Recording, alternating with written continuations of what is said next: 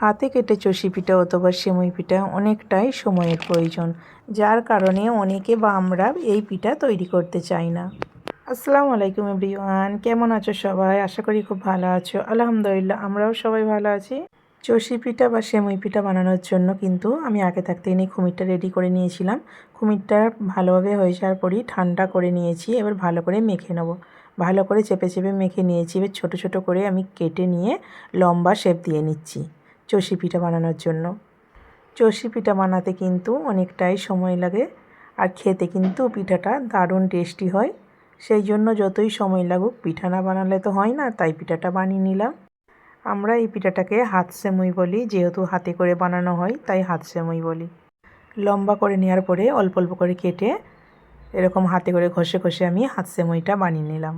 সব হাত সেমুই কিন্তু বানানো হয়ে গেছে, তোমরা দেখতে পাচ্ছ। হাত সেমুইগুলো বানানোর পরে দেখতে কত সুন্দর লাগছে। এবারে একটা পাত্রে তুলে নেব। একটা পাত্রের মধ্যে তুলে নিয়েছি, এবার রান্না করার জন্য চলে যাব। আজকের হাত সেমুই বা চষি পিঠা বা সেমুই পিঠা কেমন লেগেছে অবশ্যই কমেন্ট করে জানাবে। ভালো লাগলে লাইক দেবে, বেশি বেশি করে শেয়ার করবে। হাত সেমুইটা রান্না করার জন্য হাঁড়ি বসিয়ে দিয়েছি। হাঁড়ির মধ্যে পানি নিয়ে নিয়েছি, দুটো তেজপাতা দিয়েছি, দুটো এলাচ ফাটিয়ে নিয়েছি।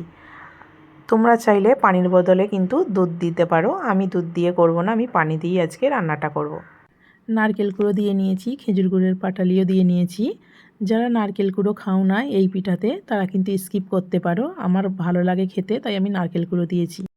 সামান্য পরিমাণ টেস্ট আনার জন্য একটু লবণ দিয়ে নেব। লবণ দিয়ে নিয়েছি, ভালোভাবে ফুটে গেছে। হাত সেমুইটা বানিয়ে রেখেছিলাম সেটা দিয়ে দেবো। হাত সেমুইটা দেওয়ার পরে কিন্তু সব ভালোভাবে নিচের দিকে ডুবে গেছে। এবার ভালোভাবে ফুটা পর্যন্ত অপেক্ষা করব। ভালোভাবে ফুটে গেলে কিন্তু সব ভেসে উঠবে, তাহলেই কিন্তু রেডি হয়ে যাবে হাত সেমুই। হাত সেমুইগুলো দেওয়ার পরে ভালোভাবে ফুটে গেছে, আর সেমুইগুলোও কিন্তু ভেসে উঠেছে, তোমরা দেখতে পাচ্ছ। আমার কিন্তু রেডি হয়ে গেছে হাত সেমুই রান্না। এবার গ্যাসটা অফ করে দেবো। হালকা ঠান্ডা হয়ে যাওয়ার পরেই কিন্তু পরিবেশন করে দেখাচ্ছি। মাশাআল্লাহ, অনেক সুন্দর হয়েছিল, আর খেতে কিন্তু দারুণ টেস্টি হয়েছিল। আমার এই রেসিপিটি দেখে বাড়িতে অবশ্যই একবার বানাবে।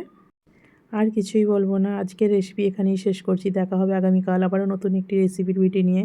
আসসালামু আলাইকুম, আল্লাহ হাফেজ।